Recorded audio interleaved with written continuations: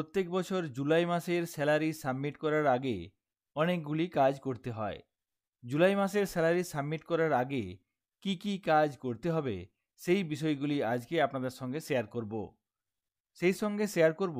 সেই কাজগুলি আপনারা কিভাবে করতে পারবেন। জুলাই মাসের স্যালারি সাবমিট করার আগে যে কাজগুলি করতে হয় তার মধ্যে প্রধান একটি অন্যতম হলো এইচআরএ ডিক্লারেশন ফর্ম যেমন দিতে হয়, সেই সঙ্গে স্পাউজ এইচআরএ উৎসশ্রী পোর্টালে গিয়ে পরিবর্তন করতে হয়। যে ক্ষেত্রে স্বামী স্ত্রী দুজনেই সরকারি চাকরি করেন সেক্ষেত্রে আপনাকে এইচআরএ পরিবর্তন হলে সেটি উৎসশ্রী পোর্টালে গিয়ে পরিবর্তন করতে হয়। সেক্ষেত্রে আপনাকে নির্দিষ্ট উৎসশ্রী পোর্টালে লগ ইন করতে হবে। আমরা প্রত্যেকেই জানি কয়েকদিন আগে জুলাই মাসের 1 তারিখ থেকে 7 তারিখ পর্যন্ত কয়েকটি পোর্টাল বন্ধ ছিল, সার্ভার মাইগ্রেশনের জন্য বন্ধ ছিল। তারপর পুনরায় এই পোর্টালগুলি চালু হয়েছে এবং এই সমস্ত পোর্টালগুলির ওয়েব অ্যাড্রেস পাল্টে গেছে। সেই ওয়েব অ্যাড্রেস সংক্রান্ত একটি ভিডিও আমি চ্যানেলে আগেই শেয়ার করেছি। তাছাড়াও এই ভিডিও ডেসক্রিপশনে নতুন পোর্টালগুলির লিঙ্ক দেওয়া থাকবে। যদি স্পাউজ এইচআরএ চেঞ্জ করতে চান সেক্ষেত্রে উৎসশ্রী পোর্টালে চলে আসতে হবে। প্রথমে আমরা আলোচনা করব উৎসশ্রী পোর্টালে স্পাউজ এইচআরএ পরিবর্তন। এখানে আমি নির্দিষ্ট ইউজার আইডি, পাসওয়ার্ড, ওটিপি ব্যবহার করে লগ ইন করে নিয়েছি।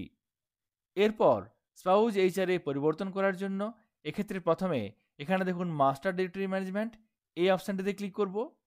তারপর নিচের দিকে দেখুন এখানে অপশান আছে অনেকগুলি, যার মধ্যে থেকে edit employee profile after finalisation, এই অপশানটিতে ক্লিক করব। তাহলে এখানে আপনার বিদ্যালয়ের সমস্ত এমপ্লয়ীদের নাম চলে আসবে। এরপর আপনি এখানে যে এমপ্লয়ির স্পাউজের এইচআরএ পরিবর্তন করতে চান সেক্ষেত্রে সেই নির্দিষ্ট এমপ্লয়ির জন্য এখানে আপনাকে দেখে নিতে হবে, নাম দেখবেন। এক্ষেত্রে এই পার্সোনাল ডিটেলসের নিচের দিকে দেখুন প্রত্যেকটি এমপ্লয়ির জন্য একটি করে পেন্সিলের মতো গোল করে একটি অপশান দেওয়া হয়েছে। একটি আছে পার্সোনাল ডিটেলসে এবং একটি দেখুন কলাম আছে কন্ট্যাক্ট ডিটেলস, তার নিচে নিচে একইভাবে প্রত্যেকটি এমপ্লয়ির জন্য পেন্সিল দিয়ে একটি সার্কেল করে একটি অপশান দেওয়া হয়েছে। এটি হলো এডিট অপশান। এক্ষেত্রে যে এমপ্লয়ির স্পাউজ এইচআরএ পরিবর্তন করবেন সেক্ষেত্রে তার নাম একবার দেখে নেবেন এবং ডান দিকে পার্সোনাল ডিটেলসের ঘরে যে পেন্সিলের মতো অপশানটি আছে সেই অপশানটিতে ক্লিক করবেন। তাহলেই নির্দিষ্ট এমপ্লয়ির পার্সোনাল ডিটেলস পেজটি চলে আসবে।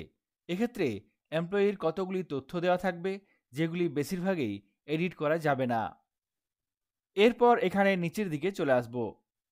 এই পেজের একেবারে মাঝামাঝি জায়গায় দেখবেন স্পাউজ নেম থাকবে এবং তার ঠিক নিচে থাকবে এমপ্লয়মেন্ট ডিটেলস এবং তার নিচে থাকবে স্পাউজ পে এবং তারপর ডান দিকে দেখুন স্পাউজ এইচআরএ এবং এই ঘরে নির্দিষ্ট এইচআরএ লিখতে হবে। এই দুটি বক্স জুলাই মাসের তথ্য অনুসারে আপনাকে আপডেট করে নিতে হবে। জুলাই মাসের বেসিক পে কত হবে সেটি আপনারা এক্ষেত্রে স্পাউজের জন্য স্যালারি সার্টিফিকেট থেকে পেয়ে যাবেন এবং সেই অনুসারে এখানে এইচআরএ কত হবে সেই তথ্য এখানে পুট করবেন। তারপর নিচে আপডেট অপশান আছে, এখানে এই আপডেট অপশানে ক্লিক করতে হবে।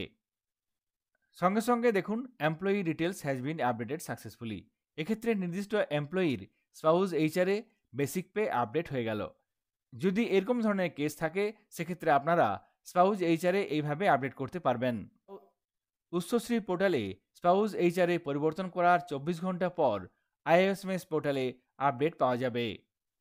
অর্থাৎ উৎসশ্রী পোর্টালে আপডেট করার পর আইএসএমএস পোর্টালে আপডেট হতে 24 ঘন্টা সময় লেগে যাবে। এরপর জুলাই মাসে স্যালারি সাবমিট করার আগে আরও যে কাজগুলি করতে হয় তার মধ্যে একটি হলো ইনক্রিমেন্ট।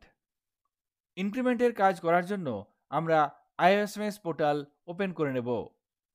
আইএসএমএস পোর্টালের ওয়েব অ্যাড্রেস পরিবর্তন হয়েছে, এই নতুন অ্যাড্রেস ভিডিও ডেসক্রিপশনে দেওয়া থাকবে। এখানে আমরা আইএসএমএস পোর্টালে চলে এসেছি। নির্দিষ্ট user ID, password, captcha code এবং ওটিপি ব্যবহার করে আইএসএমএস পোর্টালে চলে এসেছি। স্যালারি সাবমিট করার আগে আমরা স্পাউজ এইচআরএ কেস থাকলে সেক্ষেত্রে আপডেট করে নিয়েছি, তার 24 ঘন্টা পর আপডেট হয়ে যাবে। আপডেট হয়ে যাওয়ার পর আইএসএমএস পোর্টালে স্যালারি সাবমিটের কাজ করতে পারবেন। স্যালারি সাবমিট করার আগে প্রথম যে কাজ হলো স্যালারি ইনক্রিমেন্ট। স্যালারি ইনক্রিমেন্টের কাজ করার জন্য এখানে আমরা দেখুন কতগুলি অপশান আছে, যার মধ্যে থেকে স্যালারি ইনক্রিমেন্ট এই অপশানটিতে ক্লিক করব। তারপর নিচের দিকে সাবমিট স্যালারি ইনক্রিমেন্ট এই অপশানটিতে ক্লিক করব।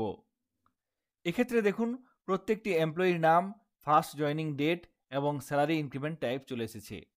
এক্ষেত্রে প্রত্যেকটি এমপ্লয়ির জন্য আপনাকে পিরিয়ডিক্যাল ইনক্রিমেন্ট দিতে হবে। যদি কোনো ধরনের কোনো সমস্যা না থাকে সেক্ষেত্রে প্রত্যেকেই এই পিরিয়ডিক্যাল ইনক্রিমেন্ট পাবেন। তারপর আছে 10 ইয়ার্স ইনক্রিমেন্ট।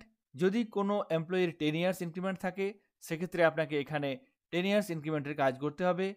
20 ইয়ার্স থাকলে একই রকমভাবে 20 ইয়ার্সের জন্য কাজ করতে হবে এবং 18 ইয়ার্স থাকলে 18 ইয়ার্স ইনক্রিমেন্টের কাজ করতে হবে।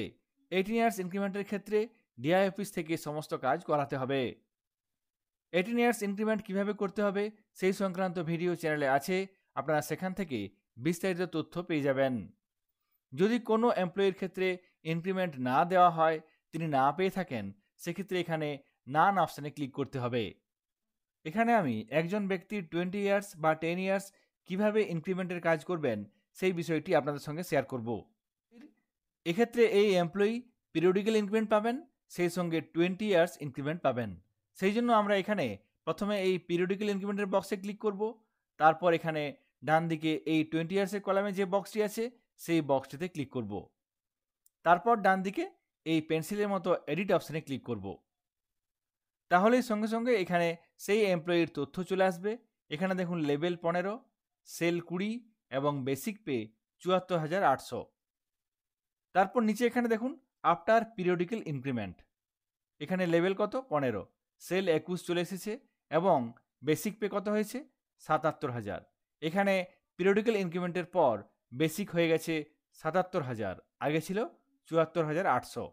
কিন্তু এই এমপ্লয়ি যেহেতু 20 ইয়ার্স বেনিফিট পাবেন, সেক্ষেত্রে নিচের দিকে দেখুন আফটার 20 ইয়ার্স বেনিফিট, এক্ষেত্রে কি এফেক্ট ডেট দিতে হবে, কত তারিখ থেকে ইনি এই 20 ইয়ার্স বেনিফিট পাবেন। এক্ষেত্রে এফেক্ট দেওয়ার জন্য এখানে এই বক্সটিতে ক্লিক করতে হবে। এই এমপ্লয়ি 1 জুলাই 1/7/2025 থেকে এই 20 ইয়ার্স বেনিফিট পাবেন, সেই জন্য এখানে 1 তারিখ ক্লিক করব। সঙ্গে সঙ্গে দেখুন 1/7/2025 চলে এসেছে। এরপর নিচে দেখুন কি লেভেল 15, সেল 22 এবং বেসিক পে 79,300। এক্ষেত্রে দেখুন কত ছিল, সেল ছিল 20, পিরিয়ডিক্যালের পর কত হয়েছে 21 এবং 20 ইয়ার্সের পর কত হয়েছে 22। অর্থাৎ এই ব্যক্তি পিরিয়ডিক্যাল এবং 20 ইয়ার্স বেনিফিট একসঙ্গে পেলেন। এরপর এই কাজটি হয়ে গেলে নিচে সাবমিট অপশানে ক্লিক করতে হবে। সঙ্গে সঙ্গে এই এমপ্লয়ির ডান দিকে দেখুন একটি সেভ অপশান চলে এসেছে। এখানে যে ইনক্রিমেন্টের কাজ করলাম সেটি সেভ করার জন্য এখানে এই সেভ অপশানে ক্লিক করতে হবে। এখানে সেভ অপশানে ক্লিক করব। সেভ অপশানে ক্লিক করলে এখানে এইভাবে টিক অপশান চলে আসবে। এভাবে প্রত্যেকটি এমপ্লয়ির ইনক্রিমেন্টের কাজ করতে হবে। যদি পিরিয়ডিক্যাল ইনক্রিমেন্ট ছাড়া অন্য কোনো ইনক্রিমেন্ট না থাকে, পিরিয়ডিক্যাল ইনক্রিমেন্টের কাজ করার জন্য একইভাবে আপনাকে এই নির্দিষ্ট বক্সে ক্লিক করতে হবে এবং এখানে ডান দিকে এই পেন্সিলের মতো অপশানে ক্লিক করতে হবে। এক্ষেত্রে এই এমপ্লয়ির তথ্য চলে এসেছে। এক্ষেত্রে এখানে সেল কি ছিল 19, এখানে দেখুন আফটার পিরিয়ডিক্যাল ইনক্রিমেন্ট সেল 20 এবং এখানে বেসিক পে কত ছিল, বেসিক পে কত হয়েছে, পরিবর্তন হয়েছে, বেড়েছে, ইনক্রিমেন্ট হয়েছে। এক্ষেত্রে এই সমস্ত তথ্য মিলিয়ে নেবেন, তারপর এখানে সাবমিট অপশানে ক্লিক করবেন। সাবমিট অপশানে ক্লিক করলে এখানে একটি সেভ অপশান চলে আসবে। একই রকমভাবে এখানে এই সেভ অপশানে ক্লিক করতে হবে। সঙ্গে সঙ্গে দেখুন এখানে টিক চলে এসেছে। এভাবে প্রত্যেকটি এমপ্লয়ির জন্য ইনক্রিমেন্টের কাজগুলি করতে হবে। ইনক্রিমেন্টের কাজ হয়ে গেলে এরপর আপনারা স্যালারি টেবিলে গিয়ে স্যালারির কাজ করতে পারবেন। এখানে সমস্ত এমপ্লয়ির স্যালারি ইনক্রিমেন্টের কাজ হয়ে গেলে এরপর এখানে ব্যাক অপশানে ক্লিক করব। তাহলে এখানে আবার ড্যাশবোর্ডে চলে আসব। এরপর স্যালারি সাবমিট করার জন্য এখানে এই ট্রানজ্যাকশন ডিরেক্টরি ম্যানেজমেন্ট এই অপশানটিতে ক্লিক করব। তারপর নিচে সাবমিট ফাইনালাইজ স্যালারি রিকুইজিশন এই অপশানটিতে ক্লিক করব। সঙ্গে সঙ্গে এখানে দেখুন employee salary requisition, salary month ইয়ার জুলাই 2025। এর নিচের দিকে এখানে রোপা 2019 এই অপশানটিতে ক্লিক করব। তাহলে এখানে স্যালারি টেবিল চলে আসবে। তাহলে এখানে সঙ্গে সঙ্গে একটি স্যালারি টেবিল চলে আসবে। এখানে বাঁ দিকে এমপ্লয়িদের নাম থাকবে এবং তারপর বেতন সংক্রান্ত সমস্ত তথ্য দেওয়া থাকবে। এক্ষেত্রে আপনারা সমস্ত তথ্য মিলিয়ে নেবেন এবং এখানে আপডেট করবেন।